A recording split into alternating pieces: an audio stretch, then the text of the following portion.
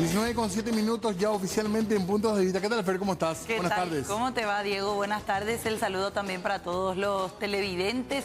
Gracias por la compañía del otro lado en este día lluvioso bastante cambiante. Impresionante la tardecita lo que se vino en varias zonas del país.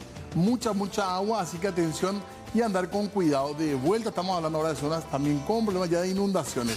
Cambios drásticos en cuanto a lo que fue sequía por un momento y ahora exceso de agua en otros lugares. Es impresionante porque en 5 minutos, te juro que ni 10 minutos llovió hacia mi casa y ya se inundó todo. La cantidad de agua que cayó fue muy impresionante. Atención que esto podría continuar para Cacupé. Mañana un poco de un intervalo, pero quizás el jueves de vuelta. Así que mucho cuidado con esto, a tomar las precauciones. Para la gente que se va a ir principalmente, sí. Y quien puede elegir también que juegue un poco con el tema del clima. Quien tiene tiempo para ir el 8, el 7, quizás también mañana. Así que ya hablaremos de eso porque tenemos un tema central en nuestro día de hoy. Sí, señor. Mañana figura en el orden del día. Mañana la intención es tratar, y algunos ya dicen incluso aprobar, darle media sanción a un proyecto que habla de la creación de la Superintendencia de Jubilaciones y Pensiones. Asimismo, se habla de esto, se habla de qué podría significar y sobre todo se pone atención a lo que tiene que ver con IPS, que es el lugar donde efectivamente hay plata, digamos. Claro. Pero también están ahí expectantes de la aprobación o no de este proyecto otras cajas. Claro que sí. Y otros sindicatos. Porque decían hace unas semanas que hubo consenso con algunos sectores, pero otros dicen, no, con nosotros no se consensuó, la gente que firmó ese acuerdo no nos representa. Así que queremos hablar un poquito de eso y de qué finalmente se trata este proyecto de superintendencia. Va a ser el tema principal de discusión que tendremos esta noche en Puntos de Vista. Así que atentos a esto porque creo que le toca a una gran cantidad de compatriotas jubilados y también trabajadores activos. Exacto. Queremos compartir el siguiente material con ustedes, ya a modo de introducción para después recibir a nuestros invitados.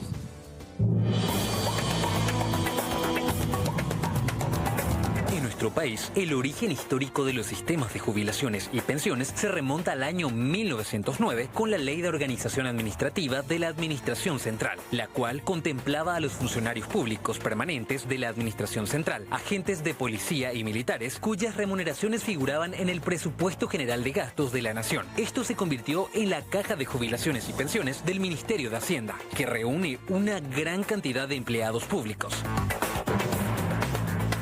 Con el paso del tiempo, fueron creándose nuevas cajas de jubilaciones y pensiones para diferentes gremios e instituciones, como la Caja de Jubilaciones y Pensiones de Empleados Bancarios en 1951, Caja de la ANDE en 1968, Personal de la Municipalidad de Asunción 1978 y la Caja para Miembros del Poder Legislativo de la Nación en 1980. El 21 de noviembre de este año se presentó el proyecto de creación de una Superintendencia de Pensiones, la cual pretende supervisar todos los fondos jubilatorios, tanto del sector público como el privado, con el fin de proteger el ahorro de los aportantes.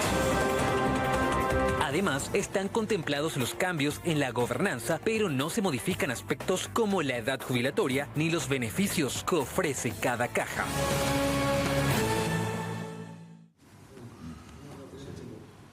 Bueno, muy bien. Tema de nuestra noche, ya adelantamos, tiene que ver con lo que se va a discutir mañana en el Senado, también aparentemente en un marco de una protesta importante en la Plaza del Congreso. Sí, esa es la convocatoria que existe actualmente. Exactamente, varios sindicatos, varios gremios, pero el tema central tiene que ver con qué es lo que se propone en este proyecto de ley. Bueno, y ya queremos recibir también a nuestros invitados, Diego. Así mismo, les damos ya la bienvenida. Eduardo Aguayo está con nosotros, así que muy buenas noches. Gracias por acompañarnos antes que nada. Buenas noches, Diego, Fernanda, el doctor. Un gusto estar con ustedes nuevamente y bueno, para seguir debatiendo un poco este polémico proyecto de ley. Muy bien. Bueno, y también el procurador nos acompaña esta noche, Marco Aurelio González. ¿Cómo le va? Bienvenido. Buenas noches, gracias Fernanda, Diego y Eduardo. Un gusto estar acá. Gracias por acompañarnos realmente. ¿Es polémico el proyecto, te parece, doctor? ¿Y por qué es polémico si es que le cabe ese adjetivo que muchos estamos usando? Desde nuestra perspectiva, la redacción es muy clara, el objetivo es también muy claro, muy sano y creo que es compartido el criterio de la preocupación que viene a llenar o el vacío que viene a llenar, el objetivo que tiene y la sana intención que tiene. Nosotros creemos que es polémico a raíz de alguna, a lo mejor, mala comprensión o mala interpretación que se tienen del texto. Mala comunicación, ¿no, doctor? Y mala comunicación, no sé si decir mala comunicación porque fue debatido y expuesto públicamente el texto o las versiones anteriores del proyecto. Públicamente fueron convocadas a las mesas de negociaciones, se transparentaban y se publicaban el resultado de esas negociaciones. El acta que fue producto de esas negociaciones fue público, el proyecto que nació con ello fue público, la presentación se hizo a través de los mecanismos públicos que tiene el Congreso, y públicamente también el Congreso ha invitado a todos los sectores a que acerquen sus propuestas, dudas, solicitudes de ajustes, modificaciones. Entonces creo que me parece a mí, la sensación que tengo es una mala comunicación acerca de quienes pretenden atribuir alguna oscuridad o mala intención al texto del proyecto. Sí, hay que explicarle a esa gente que solamente escuchó de oído que se quiere crear una superintendencia de jubilaciones. Doctor, ¿cómo le explicamos en qué se basa? ¿Cuál es lo principal de este proyecto? Lo principal es que viene a llenar un vacío. El artículo 95 de la Constitución es uno de los pocos artículos que están sin cumplirse y sin ser reglamentados. ¿Y qué dice ese artículo? Ese artículo 95 dice que tiene que existir un supervisor de los fondos de pensiones. Paraguay no tiene alguien que le supervise a quienes administran la plata de los trabajadores y los jubilados. Y con este nuevo proyecto, ¿quién va a ser el supervisor? Y va a haber un superintendente que tiene que tener un perfil técnico y que va a ser designado después de un concurso por un consejo de asesor donde están representantes del gobierno, de los trabajadores, de los jubilados y de los empresarios. Pero mayormente el gobierno. Son 3-3, en caso de desempate, desempata el gobierno. A ver. O sea, puede ser nombre del Ejecutivo, probablemente va a ser nombre del Ejecutivo. El Poder Ejecutivo va a designar por decreto, pero ¿qué institución pública está ajena a representantes del gobierno? Es lo lógico. El tema acá son fondos privados. El tema es que son fondos privados igual que el banco. ¿El banquero qué te administra? Te administra los fondos de los que depositaron su confianza en el banco y le presta a otros. No administra la plata de su bolsillo. De la misma manera, aquí las cajas previsionales están administrando fondos de los trabajadores y de los jubilados. Y va a haber un supervisor público que tiene que supervisar y exigir responsabilidad. Porque cuánta mala administración hubo en las cajas previsionales y ninguna responsabilidad. Bueno, ahora va a haber un ojo más que va a exigir responsabilidad. Eduardo, ustedes, ¿cuál es la... No sé, ¿hay algún punto en particular que quieras, no sé si un contrapunto de lo que decía el doctor o alguna otra cuestión que quieras meter al diálogo? Sí, varias cosas. Este creo que es el tercer debate que tenemos con el doctor. En primer lugar, nosotros, y eso digo yo en cada intervención que tengo, nosotros tenemos que despejar acá una cuestión que no es cierta. O sea, nosotros estamos a favor de que exista un mecanismo, digamos, de control, de vigilancia sobre la utilización de los recursos. Esa es una cuestión, digamos, que no está, digamos, en duda. El problema es que este proyecto en particular, digamos, no se circunscribe solamente a la utilización, a la, digamos, a la vigilancia, al control de la utilización de los recursos, sino que se inmiscuye de manera indirecta también en la administración al delinear cómo, cuándo, digamos, tiene que, digamos, regir la vida incluso orgánica y también la gobernanza. Pero eso lo dice de manera expresa el dispositivo legal en su artículo 5, inciso B, inciso E. Y en ese sentido, por lo menos para nosotros, es demasiado claro el alcance que tienen esos dispositivos y que justamente exceden a la sola vigilancia o el control. Ahora, otra cuestión. Lo que estaba comentando un poco el doctor Marco Aurelio sobre la cuestión de la existencia de un consenso. En primer lugar, eso cae por tierra porque, bueno, digamos, no habría el nivel de efervescencia, de malestar social, de tensión, si es que existiese tal consenso. Y es más, los representantes que acudieron a estas mesas fueron de alguna manera digitadas por el gobierno. Nosotros, como asociación, pedimos ser parte de esa discusión. No fuimos incluidos. Así también la Confederación de la Clase Trabajadora, la CCT y otras organizaciones. En consecuencia, en realidad, eso está sellado, es un acuerdo sellado con la cúpula, una cúpula, digamos, de las organizaciones sindicales que en realidad no solamente no tienen representatividad, sino que históricamente han sido siempre señaladas como agentes de los intereses de las patronales y de los gobiernos. Es decir, todas estas centrales. Y para ir a lo concreto, ¿quién fue el vocero de esas centrales que explicó ese digamos, arribo a un acuerdo después de muchas discusiones, etcétera? Fue Bernardo Rojas, presidente de la CUT-A.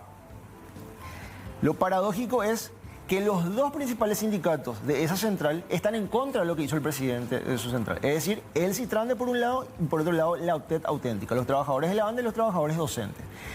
Los dos mayores sindicatos de esa central están en contra porque justamente lo que hizo el presidente es no haber socializado con las bases y discutido, sino que eso se hizo a partir de una cúpula entre cuatro paredes y jamás hubo acuerdo.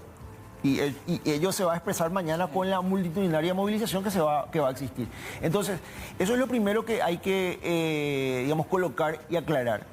Por otra parte, el gobierno dice, en realidad este es un proyecto que prácticamente empezó de cero. Es decir, nos sentábamos, hablamos, dialogamos.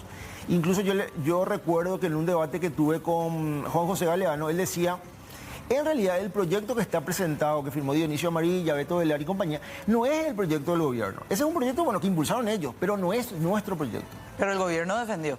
Pero no solamente eso. En aquel momento. ¿En base a qué proyecto se, digamos, comienza a maquillar y a pulir nuevamente este que lleva, digamos, que tiene el consenso, entre comillas? Es el mismo proyecto que ellos decían no es el proyecto del Ejecutivo. Pero bueno, pero entremos, digamos, a la cuestión de fondo. Una cosa, ¿y la Procuraduría por qué con este proyecto? Bueno, la Procuraduría en realidad yo estoy como Marco González porque estuve involucrado ya en el proyecto, en el proceso de discusión. no que como ya arrancó en institución, el 2017, yo era funcionario del Banco Central y ya allí empieza a gestarse toda esta discusión. Porque, digamos, como tal, la Procuraduría no tiene injerencia en este tema en particular, ¿verdad? No, exactamente. Es como Solo para que entender, doctor. estuve desde el inicio la gestación del proyecto y ya cuando... Como un hombre del gobierno, digamos, en este caso. Exactamente. A un apoyo al ministro de Economía, a la ministra del Trabajo, que están involucrados de lleno y liderando este el proceso. tema, tenemos unas placas para compartir, Sí. ¿verdad? Porque honestamente hay muchos temas que generan inquietud. Y el tema de los fondos realmente da miedo si es que realmente el IPS va a poder disponer o no de la plata, como se dice, y ahí estamos entrando en un tema bastante delicado, pero queremos hablar sobre eso porque sé que hay posturas encontradas también, ¿verdad? Y no sé si hay de todo claridad. Veamos la placa, por favor, de lo que tienen también los compañeros preparados para nosotros. Bueno, este es uno de los artículos, quizás el más cuestionado entre otros, Eduardo, por parte de ustedes como asociaciones de asegurados del IPS, de otros que son ya jubilados, aportantes en general, y dice, una protección legal en la adecuación e intervención. Ni los funcionarios de la superintendencia ni los interventores podrán ser sometidos a juicio por las acciones realizadas en el ejercicio de sus funciones legales. Y agrega más, incluso este artículo, y dice en una segunda parte, que solamente una vez que salgan de ese cargo podrán ser sometidos a eso. ¿No es así? No. Si te fijas, y pones otra vez la lámina, dice, Sí. la cápite dice, protección legal en la adecuación de intervención. Ajá. Solamente la protección es durante la intervención. Y la intervención no puede ser más de 12 meses. Puede ser menor, pero nunca mayor de 12 meses. ¿Intervención a qué? La intervención a la entidad, es decir, la cuando caja. se sustituye al administrador e interviene la superintendencia a realizar acto de disposición. Entonces, la protección es para que en ese periodo de 12 meses haya estabilidad y las decisiones se puedan tomar tranquilamente hasta que se elija y venga un nuevo representante a adoptar decisiones en la entidad. Y esta norma es exactamente igual a la que rige en el sistema financiero, donde durante la intervención a un banco, allí no se le puede demandar, pero sí después, al terminar los 12 meses, se puede exigir y se debe exigir la responsabilidad, no solamente por parte de cualquiera que se vea afectado, sino a las instituciones públicas donde se van a enviar los reportes de esas actuaciones durante ese periodo. Pero en el artículo no se aclara que van a ser 12 meses nada más. No. No. Lo que pasa es que si lees con el acápite se entiende perfectamente, pero la Comisión de Legislación del Senado está haciendo un ajuste como para que eso quede Se va a muy cambiar claro. esto. Se Porque va a hacer un acá ajuste. Claro, por eso. no dice eso, doctor. Pero si lees con el acápite, Diego, Claro, pero no establece, pues, cualquiera se puede tomar de eso para decir, no dice que hasta 12 meses nomás. Nos falta un poquito más de claridad, ¿acaso, en ese artículo, doctor? podría ser, y a ese efecto la Comisión de Legislación del Senado plantea una modificación para dejar tranquila a la gente y decir que la protección legal es sola, única y exclusivamente durante la ¿Se pueden intervención. crear esta suerte de fueros así por una ley? Normalmente, hoy el senador Nakayama preguntaba, ¿obedece a los mejores estándares internacionales? Es una exigencia de los mejores estándares internacionales, una mejor práctica. Es un requerimiento de los organismos internacionales. Es una norma de protección que tienen todas las demás instituciones de supervisión en los otros países. Con nuestra Constitución está... Pero es que ahí vos no estás declarando la irresponsabilidad, Diego. Vos lo único que estás diciendo es, si vos te nombro interventor y vos te vas a una entidad y tenés que tomar actos de disposición y te recurren la decisión y durante 12 meses no hay una medida cautelar y no podés tomar la decisión, ¿quién toma la decisión? ¿Vos o el sustituido?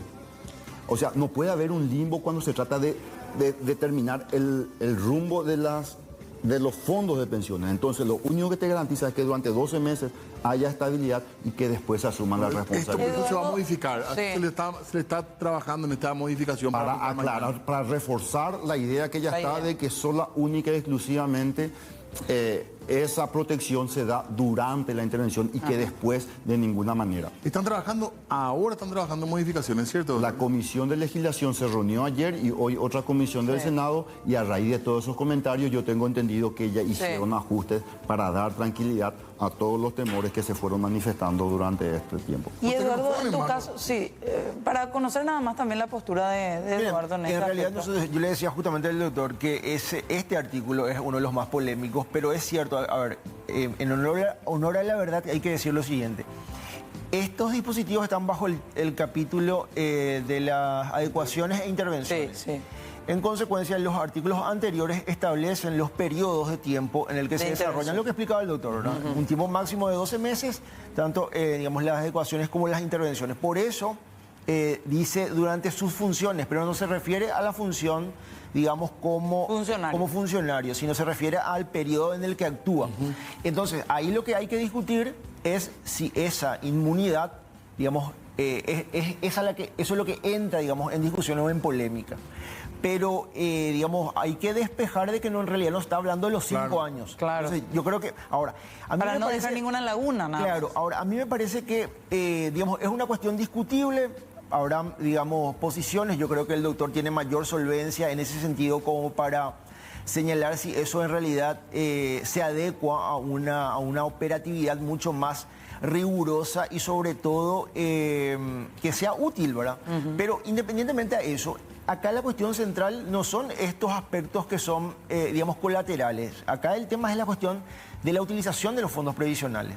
¿Ustedes tienen temor de eso? Para hablar después de la pausa, Eduardo, por favor. De hecho sí se van a utilizar los fondos previsionales, aunque hayan existido del transcurso del día de hoy varias aclaraciones, digamos, respecto al tema de las normas que se derogan. Sin embargo, hay otros dispositivos que de manera clara establecen cómo se van a utilizar, a través de bonos y... Vamos a hablar de eso en un ratito, porque uno de los temas centrales de esta discusión, aparte de otras cuestiones también, algunas dudas que tenemos también que plantear. Bueno, proyecto de ley que mañana se estudia en el Senado y en el marco de muchas discusiones, que me parece que es sano también, ¿verdad? Claro. Y queremos compartir algunas placas más, algunos artículos controversiales. Y en este caso, se hablaba ayer de este artículo y en específico de este párrafo del artículo 27 del decreto 1860/50. Básicamente modificado por otras leyes también, en donde decía que el instituto no concederá préstamos al Estado, ni a los entes descentralizados, ni a las municipalidades.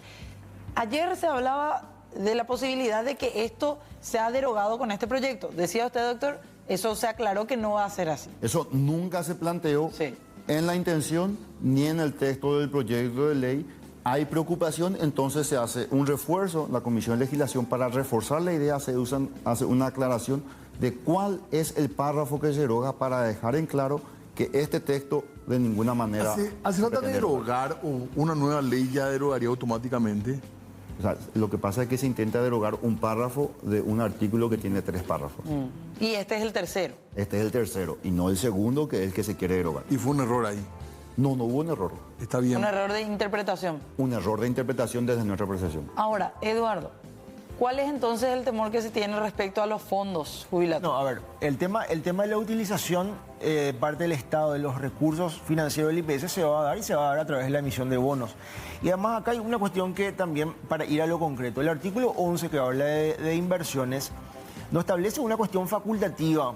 Dice las entidades de jubilaciones y pensiones leo concretamente, no dice podrán, deberán, dice podrán comprar, o sea, podrán, no es que le faculta, podrán comprar, vender, arrendar, negociar e invertir sus activos y le establece todos los instrumentos.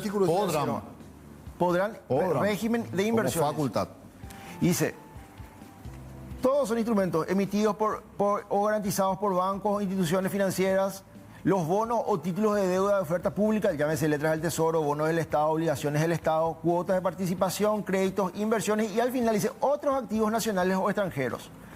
Esto quiere decir que básicamente los fondos previsionales van a empezar a utilizar, independientemente que tenga un techo, pero se va a utilizar para financiar al Estado. Y la pregunta es, ¿por qué el Estado requiere de estos fondos? Estamos hablando fuera de cámara porque hay una situación de crisis que el mismo Estado... Pero para aclarar nomás para la gente que por ahí no maneja los términos, el bono es un instrumento, ¿verdad?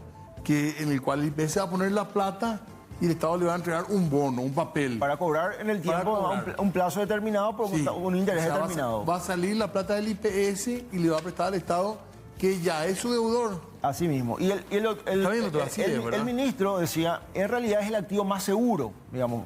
El problema está en el marco de qué es más seguro. Claro que los compromisos que se asumen a través de estos tipos de instrumentos, cuando se le exige el pago al Estado, digamos, del transcurrido el plazo y los intereses, pero ¿quiénes son esos organismos? Son los organismos internacionales. No, es el Instituto de Previsión Social al quien ya se debe 600 millones de dólares. O sea, digamos, es inconcebible que vos le asegures que el Estado es el mayor deudor de la previsional y le asegure y le garantice el pago en el futuro de, digamos, el dinero que se llega a utilizar. ¿Y si el Estado no cumple, qué pasa? Tiene una mala calificación, ahí tenés Argentina, ¿quién te compra después? No hay riesgo que pase eso. Mira, pero una cosa es defender, y eso el ministro de Economía lo defendió muy bien, defender la calidad del bono paraguayo, la ventaja que representa y para responder nomás la preocupación, no hay ningún antecedente de alguna mala administración de una entidad financiera o entidad de jubilación que haya caído en el estado en el que está por comprar bonos de tesoro. En primer lugar, la historia nos lo demuestra. En segundo lugar, todas las actuales leyes orgánicas de las cajas previsionales ya permiten comprar bonos del tesoro. Y el Estado no está exigiendo que se compre. Que se permita comprar no implica que el Estado va a obligar a que este se compre. Pero el IPS es mejor candidato, digamos, que el resto de la caja. ¿Y por qué hasta hoy el Estado no obligó a que se compre bonos del tesoro? Pudiendo hoy hacerlo. A lo mejor no estábamos tan endeudados. ¿Cómo? A lo mejor no estábamos tan endeudados como para requerir de esto. Anteriormente. Pero lo que pasa, hay que hacer... No tiene mucho que ver porque si uno... Bueno, esto es una pregunta más para el ministro de Economía para que se pueda evaluar, porque uno de los elementos de los ratings es el estado de deuda en función del PIB y otros factores económicos. Y Paraguay es uno de los que más colchones tiene todavía. No quiere decir de que se va a endeudar el doble o 3 veces más ahora, ¿verdad? Pero te quiero decir nomás que en ese colchón o en ese margen Paraguay todavía está de manera muy solvente frente a sus deudas, ¿verdad? Okay. Eso por un lado. En segundo lugar, lo que te quería decir, hoy se permite, y lo que va a hacer la ley, hoy ya se permite ilimitadamente, y lo que con el proyecto de ley se permite es que todos los activos, no solamente los bonos del tesoro, tengan un límite. Y es más, la ley dice de manera clara que son las cajas las que podrán, como bien leyó Eduardo, podrán, no le obliga, y que de ninguna manera, dice el proyecto de ley, la superintendencia va a poder obligarle a que se establezca un mínimo de inversión en cada activo que determine la superintendencia. ¿Hasta cuánto puede? Pero lo que pasa nomás es lo siguiente, cuando dicen podrán, pero es solamente en estos activos. ¿Por qué esto? Porque el artículo 28 de la Carta Orgánica del IPS hace especial énfasis a que las inversiones se tengan que hacer en el sector productivo y eso desaparece con esto. Porque cuando dice podrán facultativo, pero podrán en qué, en esto, esto y esto y esto, es decir, en instrumentos financieros nada más, no en el sector productivo, eso es lo que desaparece. Bueno, entonces esa es una primera cuestión. Lo otro es esta cuestión de que el Estado tiene el suficiente colchón como para seguir, digamos, bicicleteando el pago de la deuda externa, que es lo que históricamente se hace. Nosotros hablamos fuera de cámaras que el Banco Central del Paraguay admite, es un informe del BCP, que el del 2022, la situación de la balanza de pagos en el país fue deficitaria, unos 2.000 millones. cosa que no se registraba desde el único déficit que tuvo Paraguay fue en el 94. Por otra parte, señalan la irresponsabilidad del gobierno de Mario Abdo de haber triplicado la deuda externa y decían, si bien no estamos en una zona roja, estamos en una zona naranja. Estamos en una situación peligrosa. Incluso hay una versión que dice, si esto no se aprueba, hoy escuchaba, le preguntaban al senador Derlis Maidana qué tan cierto era eso, que en caso de no aprobarse se iba a estudiar la posibilidad como un plan B de aumentar el IVA.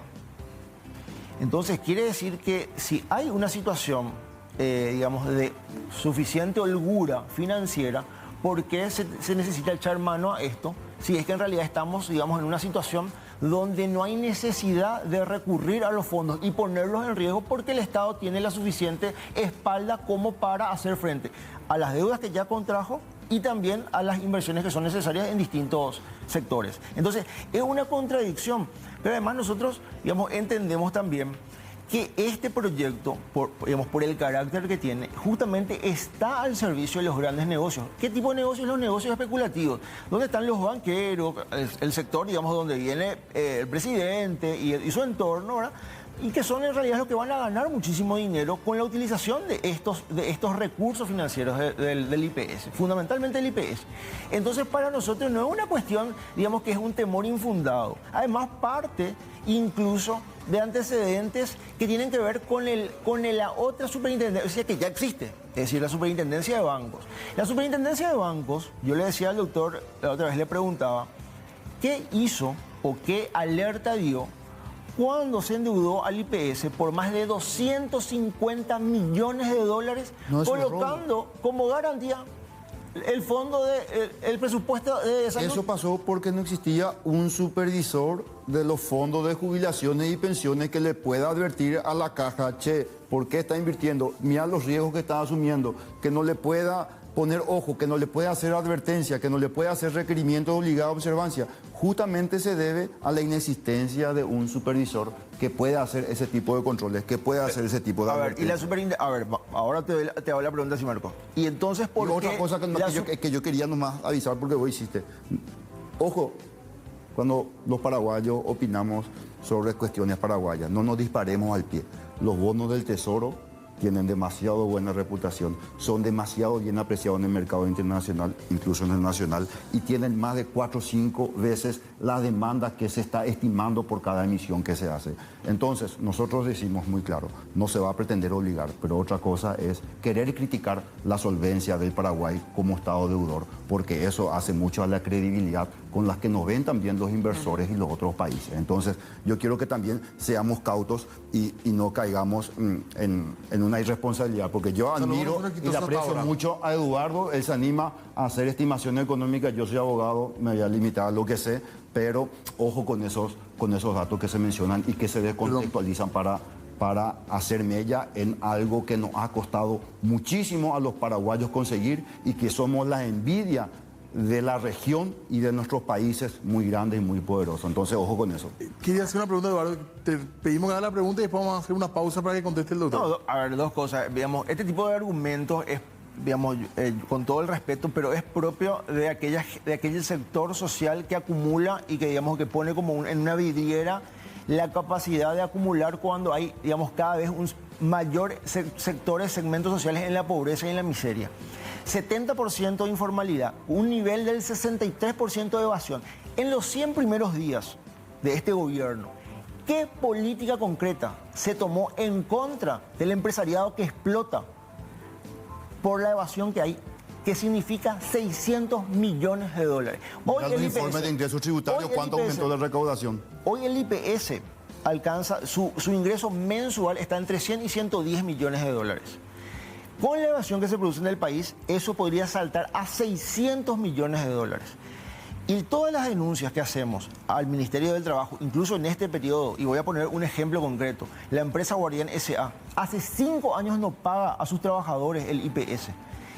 Hicimos el pedido de intervención, hasta ahora la ministra no ha dicho absolutamente nada. ¿Por qué? Pero eso no es una cuestión de este gobierno, es una cuestión histórica. Porque el Ministerio del Trabajo históricamente ha sido una agencia de las patronales. Vos te vas a hacer una denuncia y lo primero que hacen es le llaman al patrón, mira que se está formando un sindicato, mira que te están cuestionando la cuestión del IPS. Así ha funcionado porque no hay forma de explicar cómo vivimos una situación de barbarie en ese sentido, y el Estado no hace absolutamente nada. Entonces, no hay obviamente ningún tipo de confianza. Y cuando se tiran estos datos así, digamos, sobre el tema de la, digamos, de la imagen que tiene el Estado paraguayo, pero la imagen para invertir, ¿para quién es esa? Para los capitalistas, para los que vienen a invertir y hacer dinero.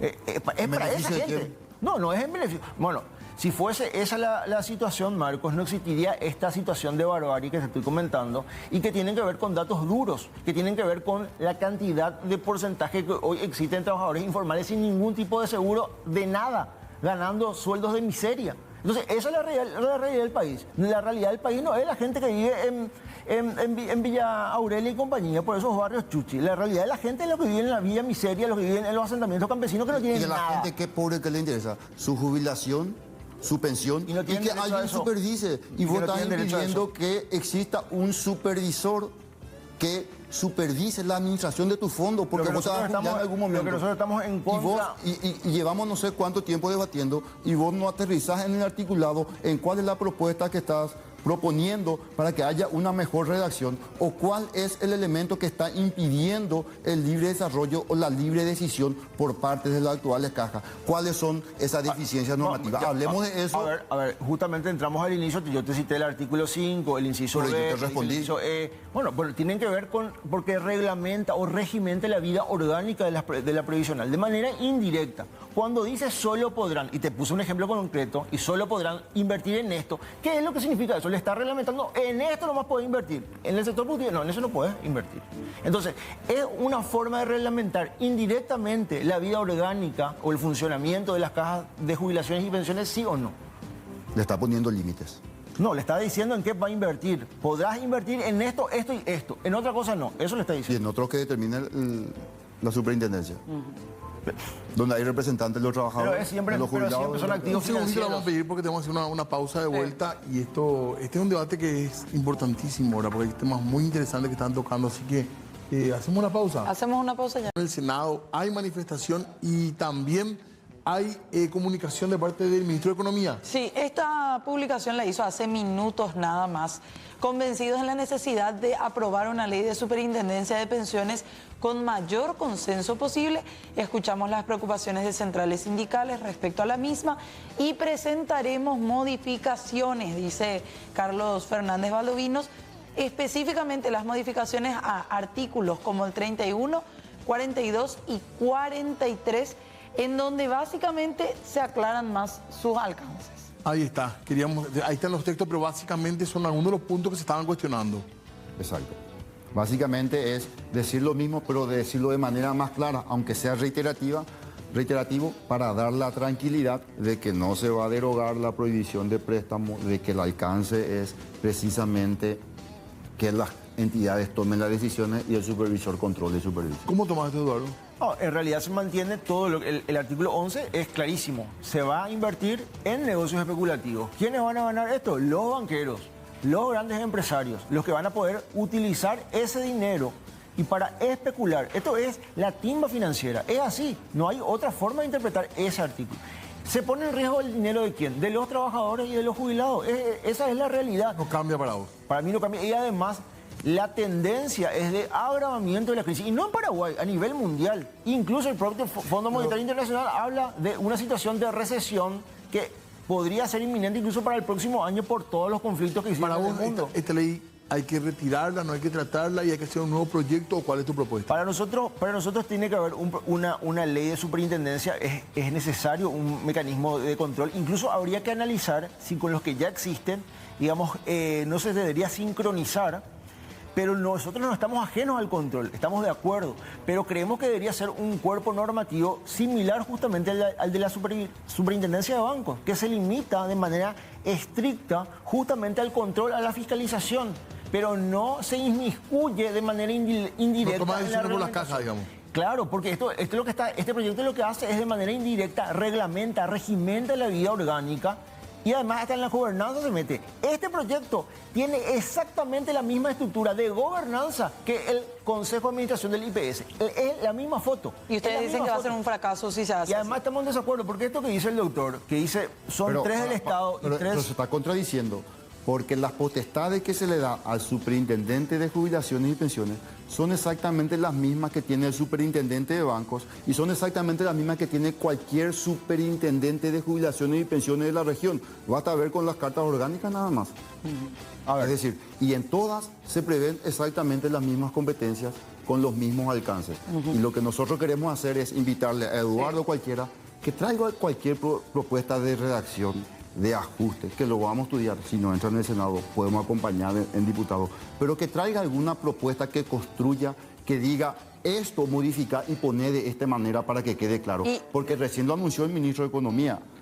Todas las preocupaciones que se manifestaron en la fecha fueron recogidas para dar satisfacción, para dar claridad, para dar tranquilidad a la gente de que no se va a tocar la prohibición de préstamos. Bueno, yo te tomo la palabra, Marco. Un cierre, por favor. Sí, yo te tomo la palabra y entonces, a partir de ustedes que tienen la mayor apertura de escucharnos y de que llevemos una propuesta, entonces que no se sancione, mañana no se dé media sanción al Senado, se haga una audiencia pública que no se hizo con este nuevo proyecto que entró el 23 de noviembre y no hubo tiempo ni siquiera de discutir. La gran mayoría de las personas ni siquiera conocen cuáles son la nueva redacción. Que se postergue, ustedes piden ahora mismo. Por supuesto, porque es una cuestión lógica. Por eso mañana va a haber una movilización que va a demostrar que no existe ningún consenso, que no existe el más mínimo consenso. Mañana hay convocatoria frente al Congreso. Así mismo. Doctor, ¿algo más para cerrar? No, que estamos abiertos a escuchar todas las dudas, las preocupaciones y los planteamientos que surjan, a sentarnos a discutir y a tratar de generar el consenso como se hizo desde el día 1. Gracias, amor, por venir. Gracias. Muy amables. Gracias a ustedes. Muy amables. Tenemos que hacer pausa. Muy bien, queremos juguetes. Sí, señor. Navidad Rapere está todavía vigente nuestra campaña. Ustedes pueden traer sus regalos nuevos en un envoltorio transparente, de preferencia que no sean juguetes bélicos, para regalarle una hermosa Navidad a niños y niñas.